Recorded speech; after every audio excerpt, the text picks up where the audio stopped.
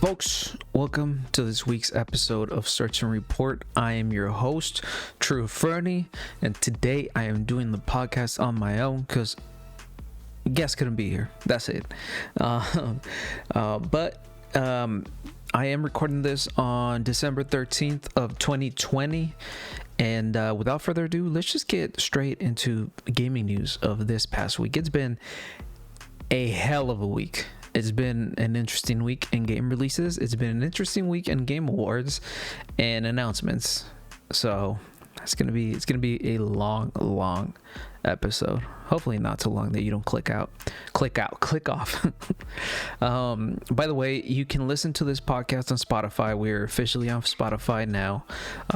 Just search and report and you'll see it there. The logo is a little Game Boy with the name Search and Report underneath, so please make sure to follow so you can listen on the go. You don't have to necessarily watch it on YouTube, but we do have the video episode up in my YouTube channel, True Fernie. Links to my socials down below. Make sure to follow me on Twitch, where I stream pretty often. I've been taking a little bit of a breather because I did release my full-on review on Age of Calamity. I did a pretty thorough review, pretty thorough analysis as well, so please make sure to check that out. If you're watching the video podcast, I'm going to be linking it up right here. Really worked hard on that one, and I'm really proud of that review analysis. So yeah, I just needed a break. That's why I haven't streamed in a while, but we're back. We're trying to close off the year right and hopefully get to the goals that I set myself for. So we're getting there.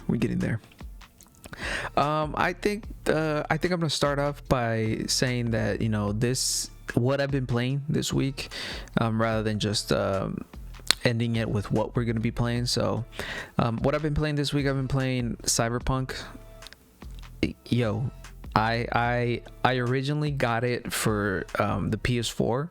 I actually pre-ordered it for the PS4, but after seeing like some console reviews, I was like, I cannot in good conscience, I can never say that word, in good conscience, get this game. Like, it's an incomplete game. At least for console. It looks terrible. Like, this game is not optimized at all for last gen consoles, which in essence I still kind of think they're current gen, because most people are gonna have a PS4 or an Xbox One. Like, they also might have the pro versions, but across the board, I think most people have the base PS4s, the slim PS4s, the Xbox One, the Xbox One X. So this game, ever since it was announced for the current gen consoles, PS4 and Xbox One. And I just gotta say, like, CD Projekt Red should have never, I repeat, never announced this game for console. They should have just said, this game is coming out, more info soon, but making it like your selling point that this is, this game is for the PS4. That's how it's announced. There's even an Xbox One special edition for Cyberpunk. Like, what? How are you gonna make a special edition Cyberpunk console if that same console cannot run your game at a constant frame rate, at a constant quality? There's been videos and instances of like these games just looking like N64 graphics. You know what I'm saying? Like, it's crazy, man. Okay, there we go. Now we're back. I just had to fix some audio issues. But yeah, it's pretty saddening to see how CD Projekt Red approached this whole release. They had extremely good marketing. They had they had insurmountable hype behind their game and behind the release. Like, it was the most anticipated release of this year. But people started questioning, like, why would you announce your console, first of all the way back in 2012, when like even the PS4 wasn't a thing? Like, that's a little bit weird. I know pre-production takes a long time. I know development takes a long time, believe me.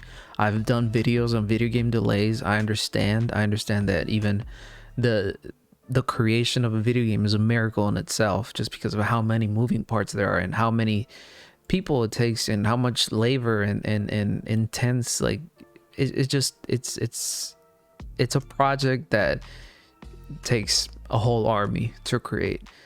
But the way they approached it, like they weren't letting reviewers show console footage for the game, and they would only let them review the game on PC. CD Projekt Red provided some reviewers with just, you know, B-roll of their own game, of their own captures. They wouldn't let reviewers use their own footage, because they knew this game was a mess, was kind of glitchy. I mean, I have it currently for PC. There hasn't been any game breaking glitches, but it is buggy. It's a buggy game. You have pop-ins here and there. You have floating assets and stuff like that. And it's especially, it's not optimized for current gen consoles. The PS5 currently does support 60 frames per second on the PS4 version of the game, because there's still no next gen patch. There's still no next gen game for Cyberpunk 2077, which is another thing. It's crazy to me how they focus so much on the PS4 and the Xbox One, and yet they released a version that's pretty unplayable. So I'm gonna hold off on a lot of things. I feel they should have not released this game, especially, you know, this game was gonna come out in April. Imagine the mess it would have been if it came out in April, which now leads me to believe that CD Projekt Red only delayed it because they knew it wasn't gonna look good. They knew it wasn't gonna look good on PS4 and Xbox One, on just base consoles, and they knew next gen was coming. So they said, "Yo, let's cut our losses and, you know, try and play it off this way," it's really shady. In my opinion, it's extremely shady. They should have just said, "Yo, this is just strictly for next gen consoles. We're sorry, you know, we're sorry that we can't release it on current gen." And you know, they would have saved themselves a lot of headache, because currently, man, I see Cyberpunk 2077 bugs trending on Twitter. It's become a meme, like, and yo, I really gotta call out a lot of the CD Projekt Red defenders, because if this game was released by a studio such as Ubisoft, Bethesda, people would have been on their asses. Like, they would not let them live it down.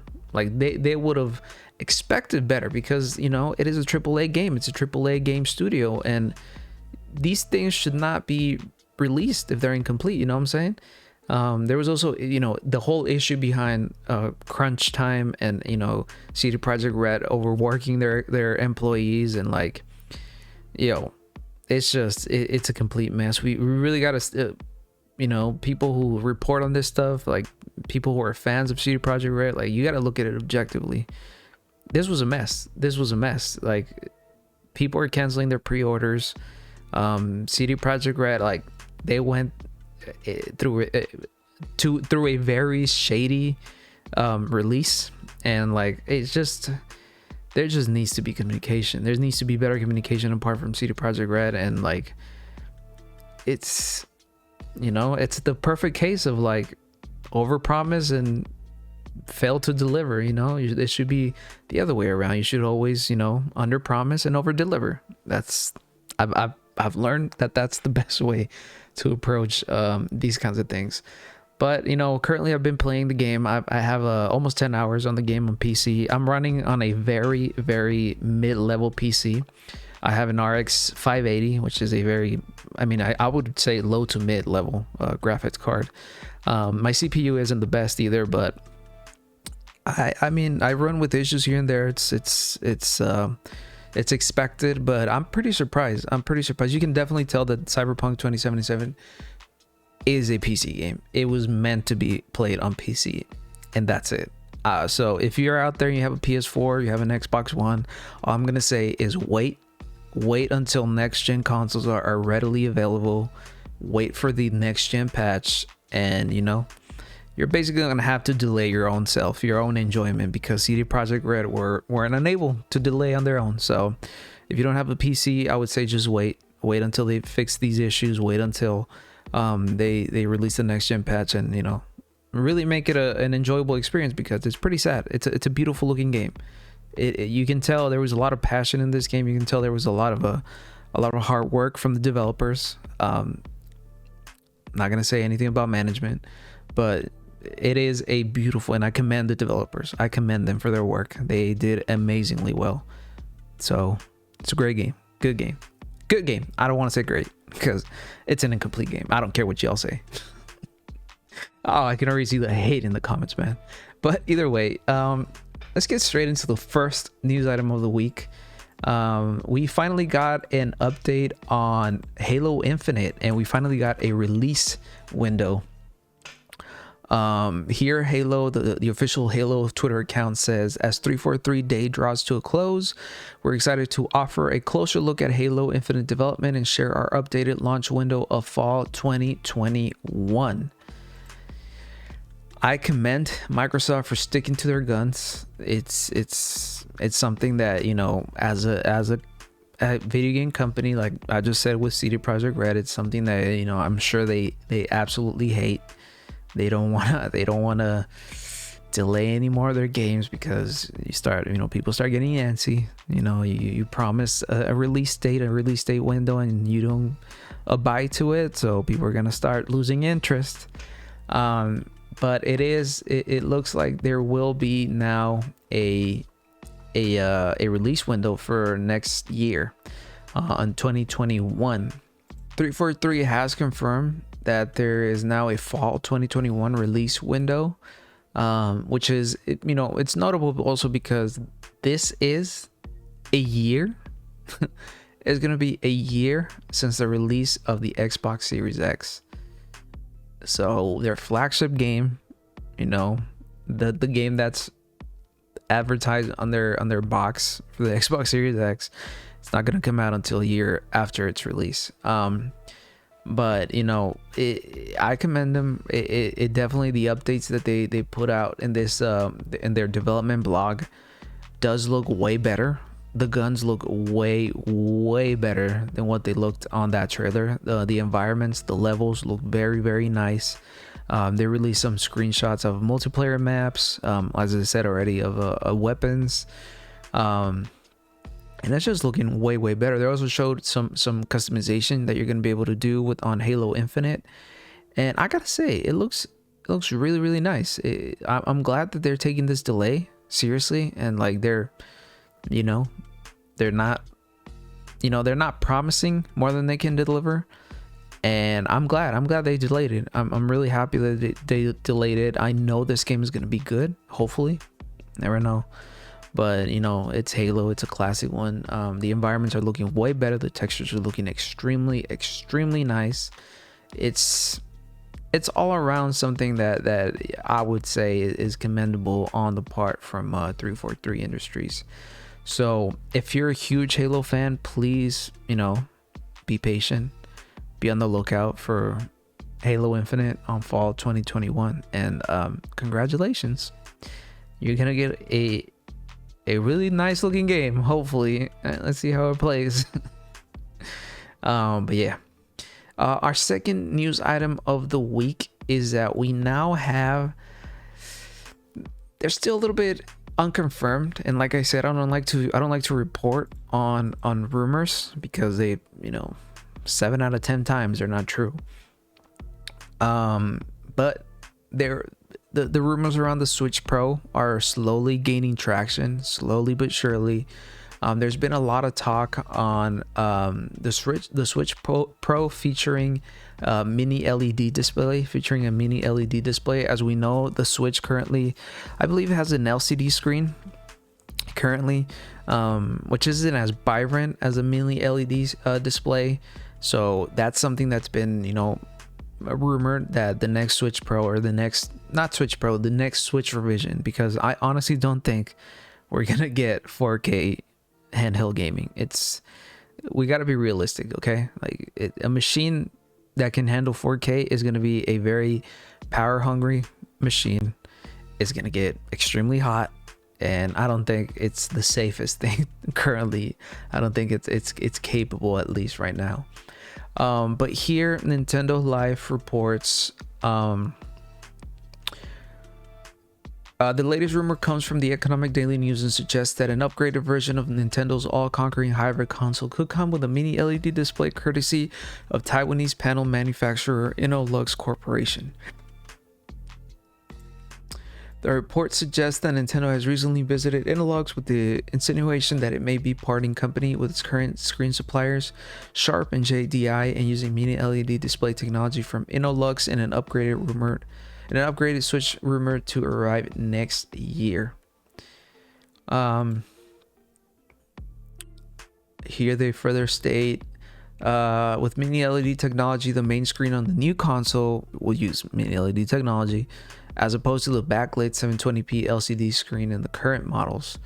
Mini LED is best described as a hybrid of the current backlit LCD screens with OLED style local illumination. Each pixel in an OLED screen emits its own light and can be turned on or off individually, whereas LCD screens rely on illumination from backlights, which can result in light spill in dark areas of the screen that appear gray rather than black.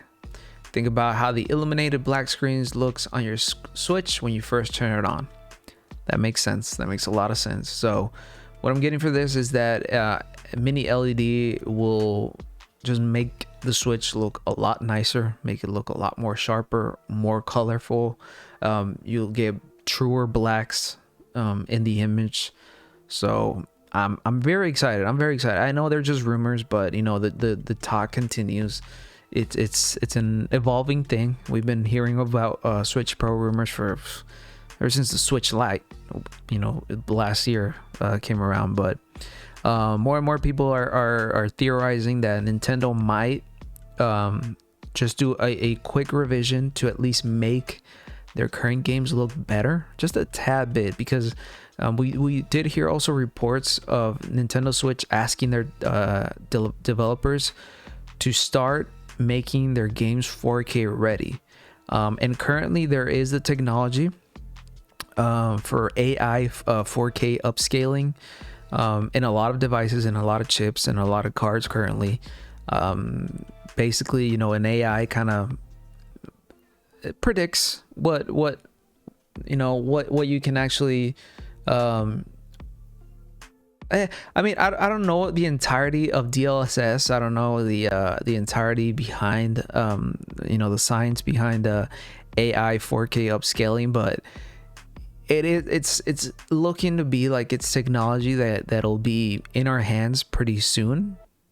Don't know if this is something that Nintendo would necessarily want to get into, because first of all, I know it's going to be expensive, and we all know Nintendo is not like the manufacturer or the hardware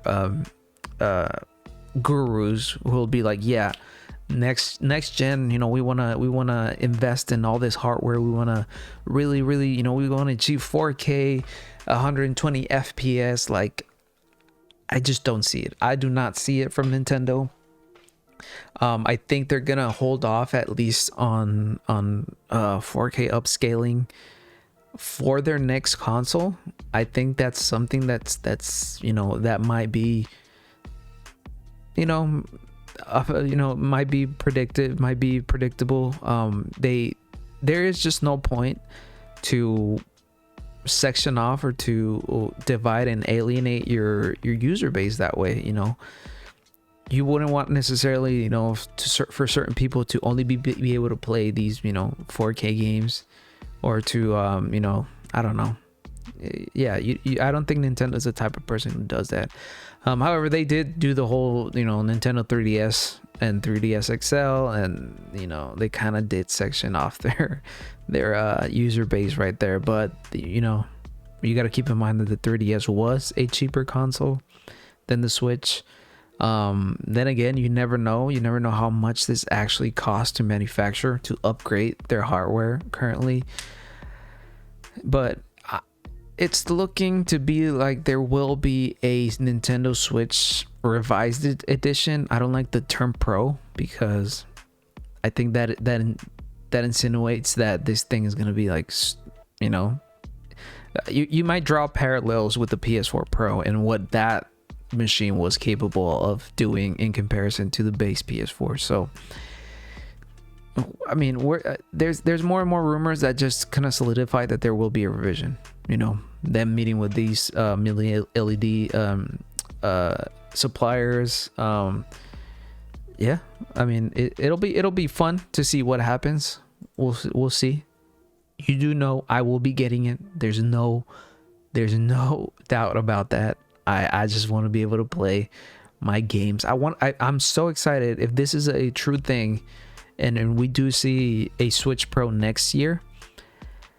I might just beat Breath of the Wild for a 5th time or 4th time. I already lost count how many times I've beaten that game, because I've seen footage of how it looks on PC running on emulators, and man, that game is limited to insult by the Switch's hardware. So hopefully we do see higher quality video games coming from Nintendo, higher resolutions, because most Nintendo published games are pretty high quality.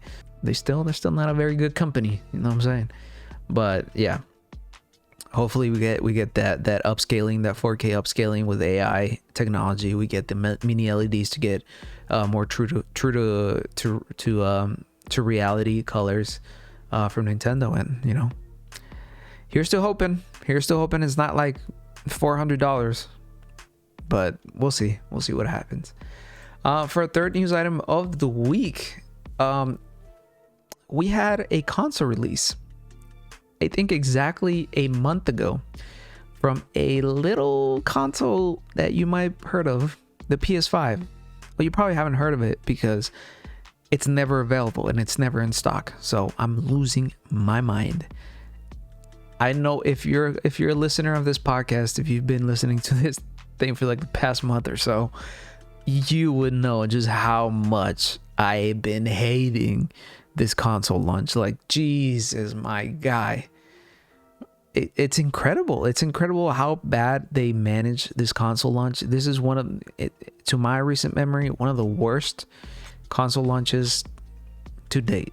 Like, obviously it's been amplified by the pandemic. There's no denying that, but Jesus, man. Yesterday I was this close to getting a PS5. I was the person in front of me was the last person who got the PS5 at the GameStop. I won't say what my reaction was, but it wasn't pretty. It wasn't very pretty. Obviously I didn't like, you know, get upset with the employees or anything. It's not their fault. But I got in my car and I was like on the verge of tears. But the PS5 did make its mark for the most profitable, or not the most profitable, one of the highest selling console launches to date. Here Newsweek reports, this is Piscatella wrote on Twitter, PlayStation 5 achieved the highest launch month unit and dollar sales for a video game hardware platform in US history. The records were previously held by the PlayStation 4, which debuted in November 13. This milestone is even more impressive considering the lack of units, that were actually out on the market. The pandemic affected manufacturing of the PS5 and its availability to consumers during the holiday season. Sony announced before the console release that it wouldn't sell units on launch day in store and relegated them to online purchases only. So even though the PlayStation 5 was November's best-selling hardware platform in consumer spending, the Nintendo Switch is still the best-selling hardware in units sold to this day for the past 2 years. For the past 2 years, the Nintendo Switch has stayed as the highest-selling hardware console. That's redundant. As a highest-selling console for 2 years, 2 years straight, 24 consecutive months. That is something to note. Like, that is not a something to scoff at. That is nothing, you know. I mean, obviously it's the accessibility, you know, it's a hybrid console. It's both you know, a home console and a mobile console, and a handheld console, I should say. But it's also cheaper. It's $100 cheaper than current gen and next gen consoles. So you can see why it's stayed at the top. It is a rather accessible console. It has great games. Like the library of games for the Switch is ever expanding. Their support to third-party developers has been, staggering, in comparison to what they used to do. So, it's looking like the Switch, and especially if they do a revision next year for the hardware, I don't see them being dethroned anytime soon. I just do not. Nintendo has really, really been a success story with their Switch sales. It's really, really, it's exciting to see just how big Nintendo has gotten, especially coming from the Wii U era. They've done a complete 180. They've done a complete 180, and I don't see them stopping at all. I don't see them, kind of reverting back to what they're doing currently. And especially, I think they're gonna keep. I would even bet to say that the Switch will stay as a highest selling hardware console. I once again redundant, as a highest selling console for 3 years. I will say it. They will go, what is it, 36? Yeah, 36 months. I'll go out on a limb and I'll say that. You want to know why? If they're able to build and keep the hype and the anticipation behind next year, I don't think Sony can compete. I honestly do not think that Sony will be able to compete. Sony, obviously, because they're the second highest selling console out there. First of all, availability. PlayStation has had terrible, issues with availability. They just can't stock the shelves fast enough. They're also a little bit more expensive. Not just a little bit. It's actually, now that I think of it, it's $200 more expensive than the Switch. And the Switch, it's a home console, so I just don't see PlayStation like dethroning the Nintendo Switch anytime soon. Also, next year you gotta remember that next year is the Zelda anniversary. It is the Zelda anniversary. I believe they're on their 35th year, if I'm not no, they're on their 30th year for the Zelda franchise, and that's going to drive up a lot of sales. I see in the future either releasing, a collection of Zelda games for the Switch. We already know that Nintendo has embraced emulation for their games, as we saw with the Super Mario 3D collection. It's not too far-fetched to think that Nintendo will release pretty soon. I would say like the second quarter of the next fiscal year, sometime after April, during the summer, they release their a collection of 3D Zelda games. They release limited consoles. Like, we'll see what they do, but they'll release their revised console that'll probably just raise up sales. That'll keep sales at an all-time high. So, I gotta commend Nintendo, man. They're doing something well, but I'm not gonna comment on their PR, because their PR currently with the player base is it's 6 feet under right now. It's terrible. Like they gotta do something, man, because right now their player base is not happy, including myself. But it looks like Nintendo is pretty much in their way to stay on top.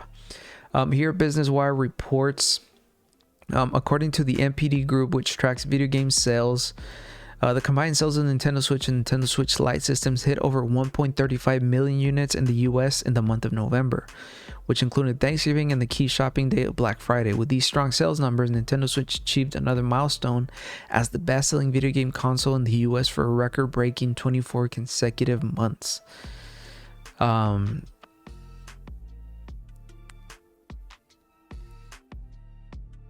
In 2020, Nintendo Switch has already sold 6.92 million units in the US alone, surpassing in 11 months the total number of systems sold in all of 2019 by over 426,000 units.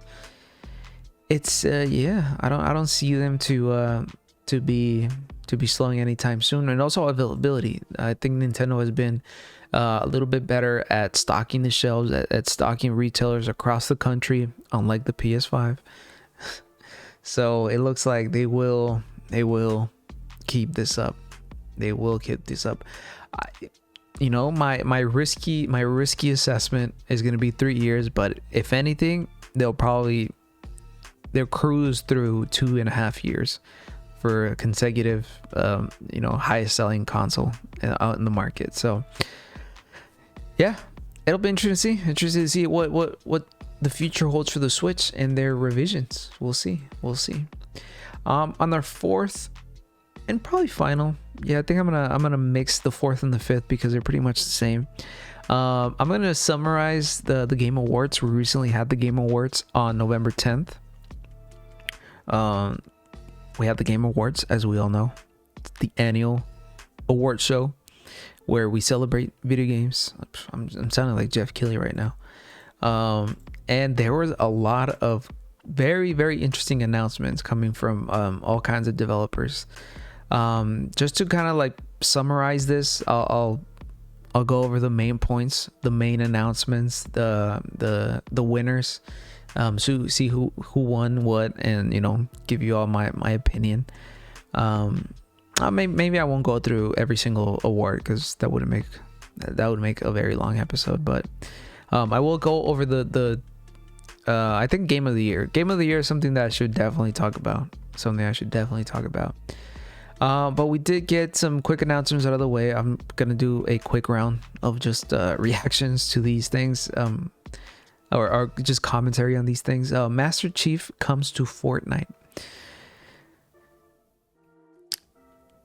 Yo, man, the way Microsoft has been reaching out and like lending itself to third-party developers, to third-party just third parties in general, like them working more closely with Nintendo. Now they're lending their flagship IP Halo be out in Fortnite. So if you're a Halo fan, you can now get Master Chief in Fortnite. You can play as Master Chief, and that is exciting. Like Fortnite is something truly amazing to me. Just how long that game has stayed alive. It's crazy. Among Us gets a new map. You got a new map, which is a bigger map apparently. They revealed, the development team for Among Us revealed a brand new map, which just stirs up the thing. By the way, shout out to the Among Us developers. They won a couple of awards. I think they won best community game. Let me look that up real quick. I shouldn't be talking out my ass. Among Us did get the best multiplayer game award for outstanding online multiplayer gameplay and design, which I commend them. It is one of the better releases. Well, not releases because they've been around for a while now. Like they've been around for 2 years now, if I'm not mistaken. So I think they did deserve that award. One of the better multiplayer games. They also won best mobile game, which I will say, yeah, they definitely deserve this as well, because they've been pretty supportive of the mobile community and just being able to play that game for free on your phone. Like that's something commendable. That's something that should definitely should be mentioned. We got well, first of all, the biggest one, I think the biggest announcement from the Game Awards was Sephiroth. Sephiroth is coming to Smash. They announced it. I think it was the first announcement of the night. And I gotta say, I'll link up my reaction video right here so you can see what I think about this. I'll tell you right now, I'm very excited about it. Sephiroth is I think is the first villain from this DLC pack to be included in Super Smash Bros. I got a note. He didn't get an invitation. He just showed up, which I find that very, very in character. That's very, very funny. Poor Cloud. He can't catch a break. But I will say the trailer is one of the best trailers I've seen to date. It is one of the best Smash trailers. Finally, we get a CGI Cloud in one of these Smash trailers, because I don't know why that hasn't happened. Like, Cloud brings numbers. Like, damn. But yeah, fans will be able to see, I think, more information on the 17th, which I believe is this Thursday. Yes, this Thursday. I think I'm not entirely sure if Masahiro Sakurai is going to do a video presentation on how Sephiroth plays, but they will be showcasing the fighter, which I'm guessing he will be available to play this week. Hopefully, they did say December 2020, so we'll see what that means. We got what is basically a successor for Left 4 Dead. The studio behind Left 4 Dead, Turtle Rock, they revealed their next co-op shooter called Back 4 Blood. So if you were a big fan of the Left 4 Dead series, you got something to look forward to. It looks really interesting. It looks really fun. Here's another one, the big announcement that I was also extremely excited for. Extremely excited. We got Perfect Dark. Perfect Dark is honestly, to me, it's one of the better. I mean, it's an iconic FPS game. It was.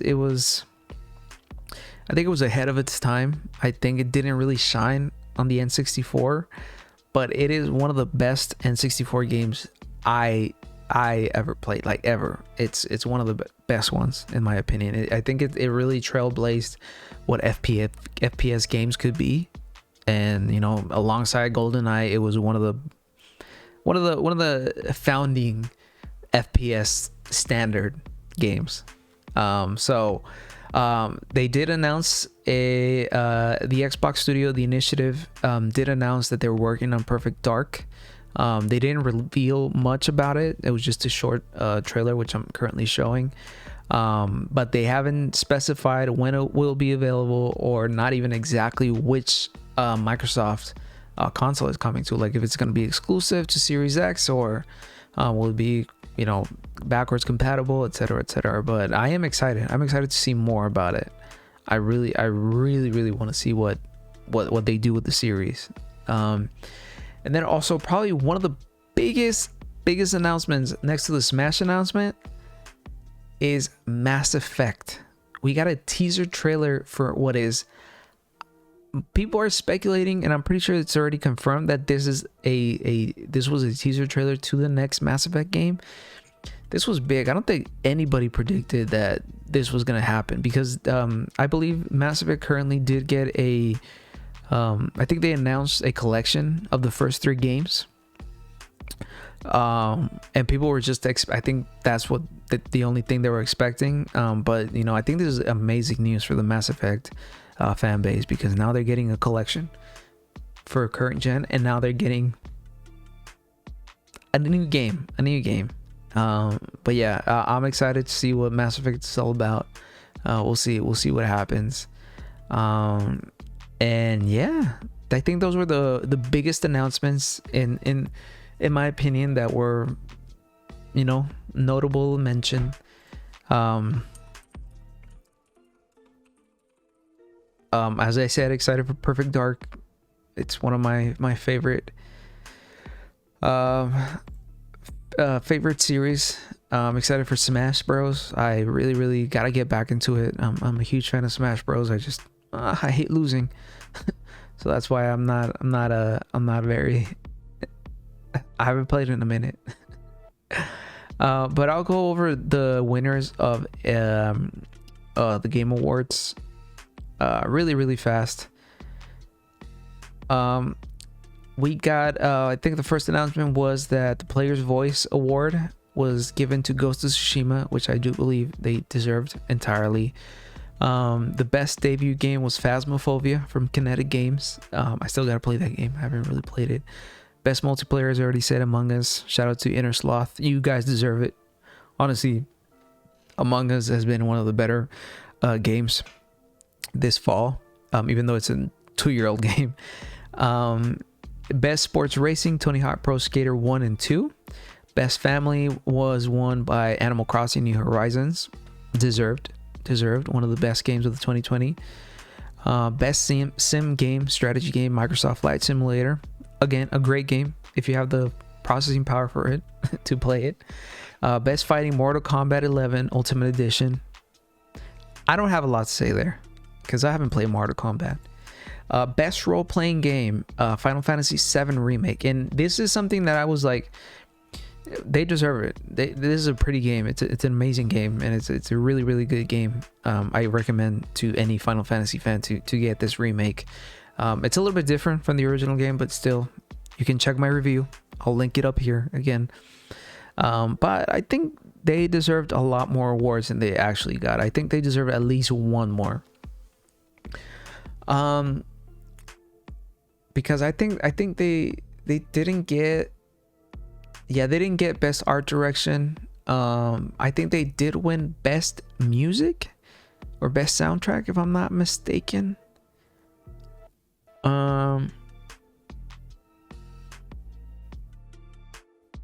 Best score in music, yeah, there you go, best score in music.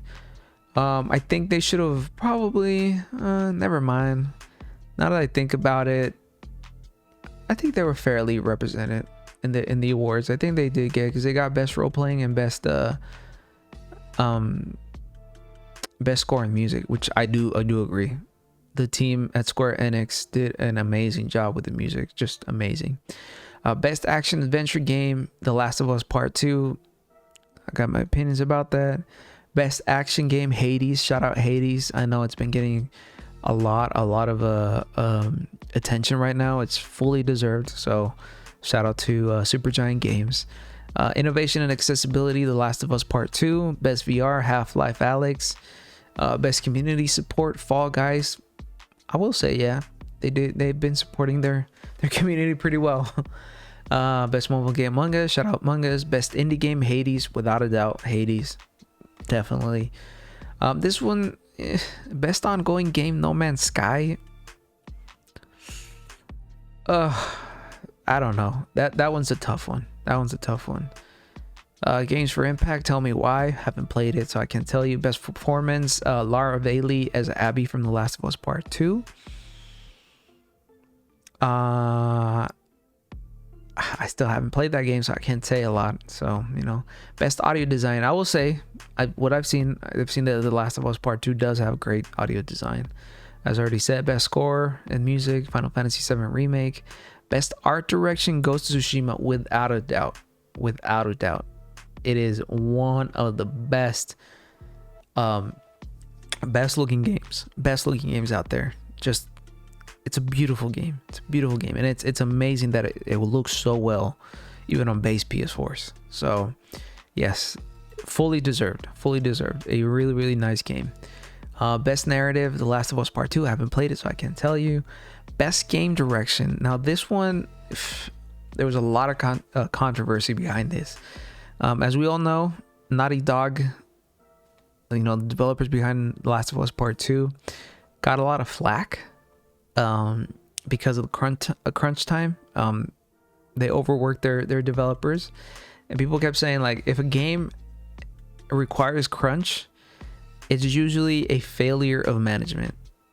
It's a failure of direction, and people kept saying and argumenting that this game, The Last of Us Part 2, as much as a good game it should have not won game direction because of the controversy behind it, the controversy behind the development of the game. So,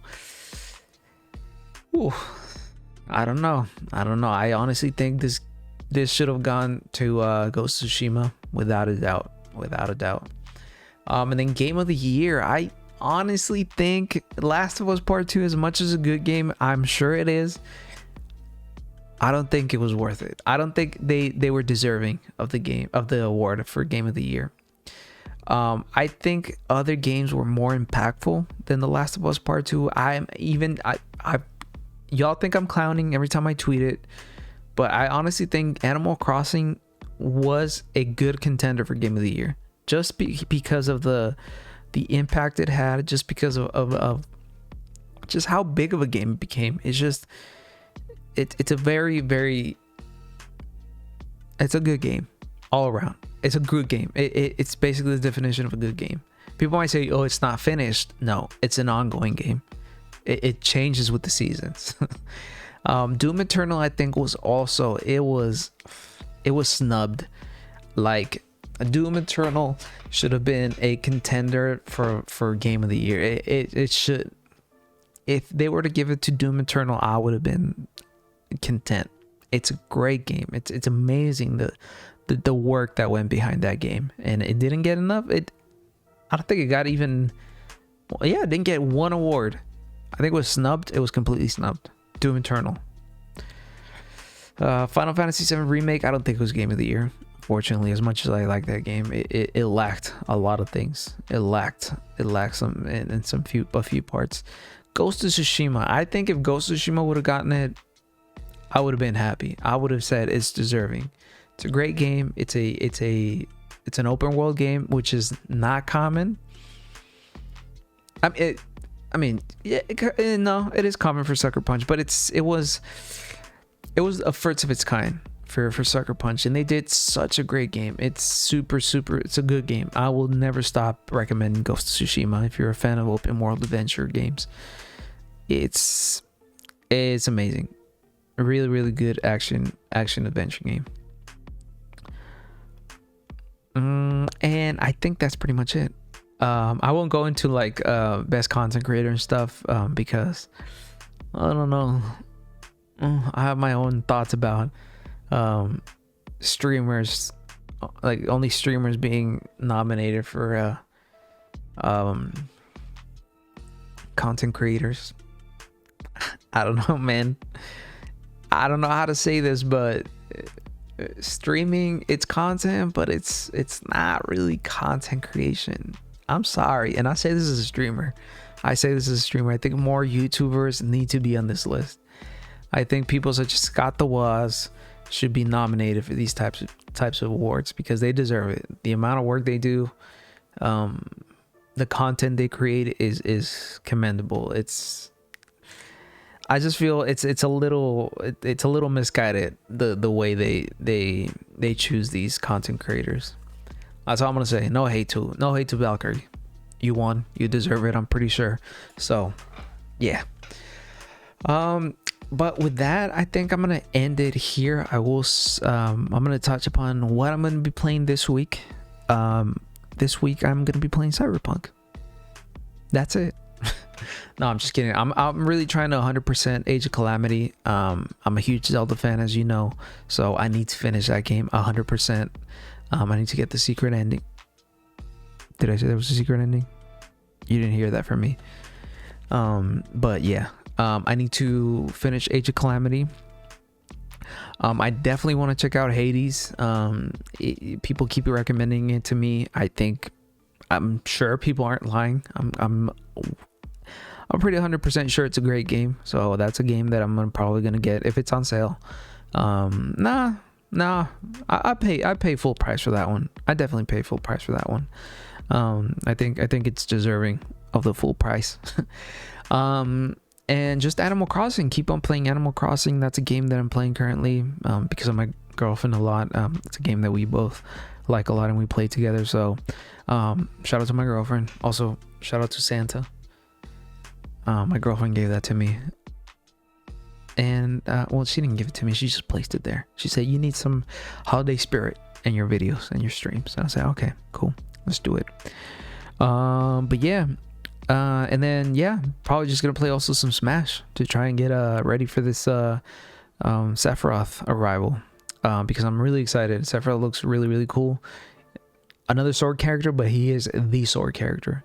He is the anime sword character. He's the one and all. He's the Messiah. But yeah, with that, folks, I've been True Fernie. If you like this video, this podcast, please make sure to like and subscribe to my YouTube. Please make sure to follow the podcast on Spotify.